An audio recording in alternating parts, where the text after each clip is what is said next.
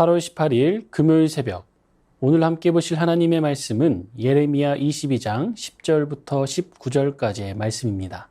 제가 봉독하겠습니다. 너희는 죽은 자를 위하여 울지 말며 그를 위하여 애통하지 말며 잡혀간 자를 위하여 슬피 울라. 그는 다시 돌아와 그 고국을 보지 못할 것임이라. 여호와께서 유다 왕 요시야의 아들 곧 그의 아버지 요시야를 이어 왕이 되었다가 이곳에서 나간 살룸에 대하여 이와 같이 말씀하시니라. 그가 이곳으로 다시 돌아오지 못하고 잡혀간 곳에서 그가 거기서 죽으리니 이 땅을 다시 보지 못하리라. 불의로 그 집을 세우며 부정하게 그 다락방을 지으며 자기의 이웃을 고용하고 그의 품삯을 주지 아니하는 자에게 화 있을진저. 그가 이르기를 내가 나를 위하여 큰 집과 넓은 다락방을 지으리라 하고 자기를 위하여 창문을 만들고 그것에 백향목으로 입히고 붉은 빛으로 칠하도다. 네가 백향목을 많이 사용하여 왕이 될 수 있겠느냐? 내 아버지가 먹거나 마시지 아니하였으며 정의와 공의를 행하지 아니하였느냐? 그때에 그가 형통하였었느니라. 그는 가난한 자와 궁핍한 자를 변호하고 형통하였나니 이것이 나를 알미하니냐? 여호와의 말씀이니라.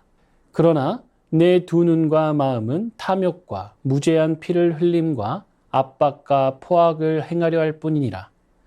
그러므로 여호와께서 유다의 왕 요시야의 아들 여호야김에게 대하여 이와 같이 말씀하시니라. 무리가 그를 위하여 슬프다 내 형제여, 슬프다 내 자매여 하며 통곡하지 아니할 것이며 그를 위하여 슬프다 주여, 슬프다 그 영광이여 하며 통곡하지도 아니할 것이라. 그가 끌려 예루살렘 문 밖에 던져지고 나귀같이 매장함을 당하리라. 아멘. 오늘도 주님의 말씀으로 인도함 받는 하루 되시길 바랍니다. 오늘 본문에 앞서 하나님은 유다 왕가에 대한 심판을 예고하셨습니다. 그리고 오늘 본문부터 구체적으로 어떤 왕들이 그 심판을 받게 되는지 말씀하십니다. 먼저 10절을 보시면 하나님은 유다 백성들을 향해 두 가지 명령을 선포하십니다. 너희는 죽은 자를 위하여 울지 말며 그를 위하여 애통하지 말고 잡혀간 자를 위하여 슬피 울라. 본문만 봐서는 죽은 자가 누구인지 명확하진 않지만 문맥을 고려할 때 죽은 자는 주전 609년 애굽의 바로 느고와의 전투에서 전사한 요시야 왕을 가리킨다고 볼 수 있습니다. 유다 왕 요시야는 사람들에게 희망을 주었던 왕이었습니다. 그는 선정을 베풀고 하나님을 향한 바른 신앙을 세우기 위해 노력했던 왕입니다. 그래서 유다 백성들에게 많은 기대를 받았던 왕이었습니다. 그런데 그 요시야 왕이 뜻을 펼쳐보기도 전에 무기또 전투에서 애굽 왕 느고에 의해 죽고 만 것입니다. 전투에서 승리한 애굽은 요시야의 뒤를 이어 왕이 된 여호아스를 폐위시키고 그의 형제인 여호야김을 꼭두각시 왕으로 세워 유다를 지배하였습니다. 이러한 상황 속에서 유다 백성들은 슬픔에 잠기게 되었고 요시야의 죽음을 슬퍼하며 애가를 불렀던 것입니다. 그런데 하나님께서 죽은 자, 즉 요시야를 위해 울지도 애통하지도 말고 잡혀간 자를 위해 슬피 울라고 말씀하십니다. 여기서 잡혀간 자는 요시야의 뒤를 이어 왕이 된 살룸, 즉 여호아스를 가리킵니다. 살룸이 왕으로 있던 기간은 단 3달 뿐이었습니다. 그런데 그에 대한 평가는 그의 조상들의 모든 행위대로 여호와 보시기에 악을 행하였다라고 요약될 정도로 우상을 숭배하며 아버지 요시야의 종교개혁을 수포로 만든 왕이었습니다. 아버지와 정반대의 길을 가다가 사로잡혀간 것입니다. 하나님은 살룸이 유다 땅에 다시 돌아오지 못하고 잡혀가 있는 곳 애굽에서 죽게 될 것이라고 말씀하십니다. 그러니 이미 죽은 요시야 왕보다는 고향으로 돌아오지 못한 채 그곳에서 갖은 수모를 당하다가 죽음을 맞이할 살룸을 위해 애곡하라는 것입니다. 그리고 13절부터 19절은 살룸의 뒤를 이어 왕이 된 살룸의 형제 여호야김에게 하시는 말씀입니다. 13절과 14절입니다. 불의로 그 집을 세우며 부정하게 그 다락방을 지으며 자기의 이웃을 고용하고 그의 품삯을 주지 아니하는 자에게 화 있을진저. 그가 이르기를 내가 나를 위하여 큰 집과 넓은 다락방을 지으리라 하고 자기를 위하여 창문을 만들고 그것에 백향목으로 입히고 붉은 빛으로 칠하도다. 지금 유다는 요시야 왕이 죽었고 또 그의 뒤를 이어 왕이 된 여호아스는 애굽으로 잡혀가 연금된 상태에 있습니다. 나라가 위기에 빠진 상황인 것입니다. 그렇다면 왕이 해야 할 일은 왜 이런 상황에 이르게 되었는지를 살펴보고 공의와 정의를 세우기 위해 노력해야 할 것입니다. 그런데 요야김이 했던 일들은 그런 것들이 아니었습니다. 그는 불의와 부정으로 큰 집을 세우고 넓은 다락방을 세웠다고 합니다. 무너져버린 공의와 정의를 세워야 할 왕이 자신을 위한 궁궐을 세운 것입니다. 그것도 아주 화려하게 백향목을 사용하고 붉은 빛으로 칠해가며 말입니다. 더욱이 그 일을 위해 고용한 사람들에게 품삯도 주지 않았습니다. 나라의 운명이 풍전등화와 같은 때에 오로지 자기를 치장하고 자기를 돋보이게 하는 데에만 마음을 쓰고 있던 것입니다. 이러한 요야김에게 하나님은 15절에서 이렇게 말씀하십니다. 네가 백향목을 많이 사용하여 왕이 될 수 있겠느냐? 내 아버지가 먹거나 마시지 아니하였으며 정의와 공의를 행하지 아니하였느냐? 그때에 그가 형통하였었느니라. 여호야김 역시 살룸과 같이 그의 아버지 요시야와는 정반대의 길로 행하고 있다는 것입니다. 여호야김은 백성을 종처럼 부리면서 적절한 임금을 주지 않았습니다. 값비싼 백향목으로 왕궁을 짓고 화려하게 치장했습니다. 백성을 힘들게 하면서도 자신은 사치를 즐겼습니다. 하나님이 여호야김과 아버지 요시야 왕을 비교하십니다. 모범적인 왕 요시야는 공의와 정의를 행했습니다. 가난한 자와 궁핍한 자를 변호하며 하나님을 아는 삶을 보여주었습니다. 그와 반대로 여호야김은 탐욕이 가득했고 무죄한 피를 흘렸고 압박과 포악을 행했던 것입니다. 그래서 하나님은 여호야김에게 다음과 같이 선고하십니다. 무리가 그를 위하여 슬프다 내 형제여, 슬프다 내 자매여 하며 통곡하지 아니할 것이며 그를 위하여 슬프다 주여, 슬프다 그 영광이여 하며 통곡하지도 아니할 것이라. 그가 끌려 예루살렘 문 밖에 던져지고 나귀같이 매장함을 당하리라. 자기를 높이려고 불의와 부정한 일들을 행하고 백성들의 고통 속에서 홀로 호의호식하는 왕은 결국 애도조차 받지 못할 것이라고 말씀하십니다. 제대로 된 장례조차, 더 나아가 매장조차 되지 못한 채 나귀를 치우듯 그의 시신이 땅에 버려지게 되는 것입니다. 사랑하는 성도님들, 오늘 말씀은 한 나라의 왕이라 할지라도 하나님의 말씀대로 살지 않는다면 어떤 최후를 맞이하게 되는지 말씀하고 있습니다. 아버지 요시야가 이루었던 개혁을 단 석 달 만에 무너뜨렸던 살룸은 이스라엘 백성을 애굽에서 인도하여 내신 하나님을 따르지 않고 이방신들을 따랐기에 다시 애굽으로 돌아가 그곳에서 그의 생을 마감하게 되었습니다. 그리고 왕으로서 공평과 정의를 행하지 않고 오로지 자신의 영화만을 추구하였던 여호야김에게는 가장 참혹한 저주의 심판이 내려졌습니다. 문 밖에 던져져 나귀처럼 매장되는 것입니다. 그리고 이러한 왕들의 나라인 유다는 자신들의 왕을 매장조차 하지 못하는 국가적 재앙을 당하게 됩니다. 이것이 하나님을 섬기지 않는 자의 최후입니다. 우리는 하나님과 다른 것을 겸하여 섬길 수 없습니다. 두 주인을 섬길 수 없는 것입니다. 우리는 세상의 가치관을 청산하고 하나님 나라의 가치관을 따라 살아야 합니다. 그것이 무엇입니까?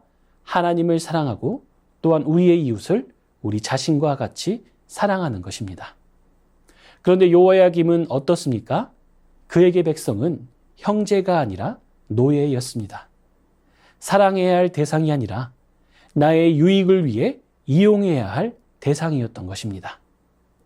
일만하게 뿌리인 돈을 사랑함, 그 탐심이 그를 집어삼켜버렸고 마땅히 사랑해야 할 하나님과 이웃을 저버린 것입니다.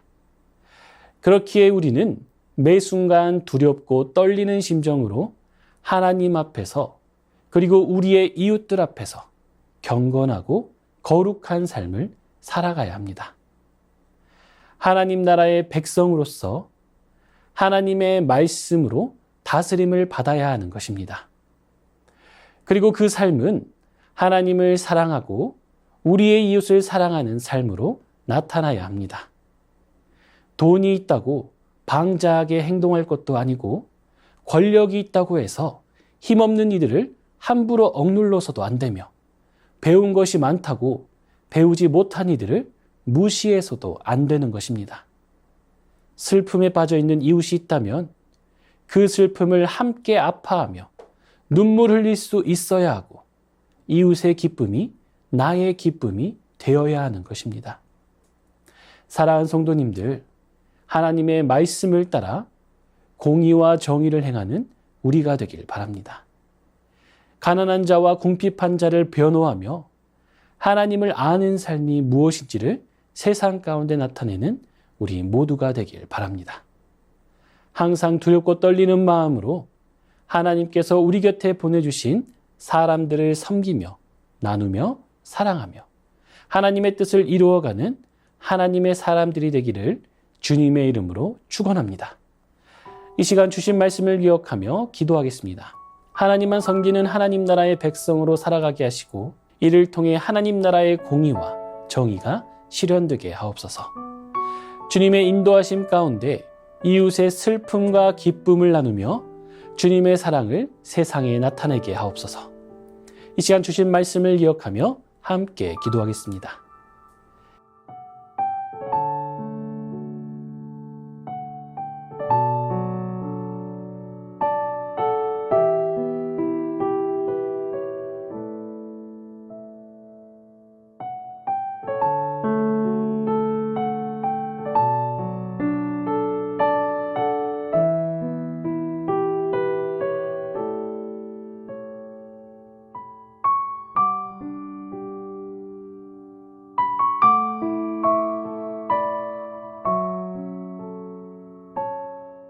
이 시간 나라와 열방을 위해 기도하겠습니다.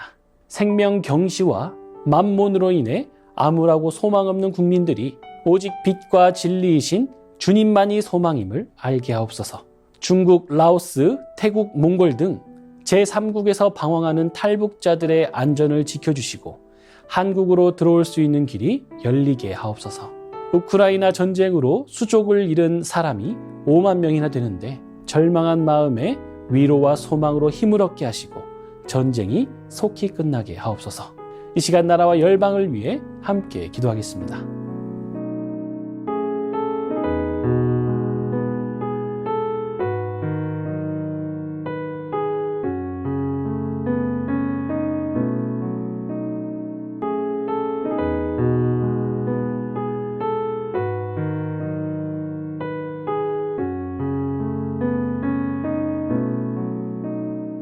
이 시간 교회를 위해 기도하겠습니다. 하나님과 세상을 겸하여 섬기려는 모든 형태의 우상 숭배가 끊어지게 하시고 오직 하나님만 섬기는 교회로 서게 하옵소서. 이단의 미혹으로부터 교회와 성도들을 지켜주시고 이단에 빠져있는 이들이 회개하고 바른 믿음 가운데 돌아오게 하옵소서. 담임 목사님 영육간에 강건하게 하시고 성령의 충만함으로 맡겨진 사역들 능히 감당하게 하옵소서. 이 시간 교회를 위해 함께 기도하겠습니다.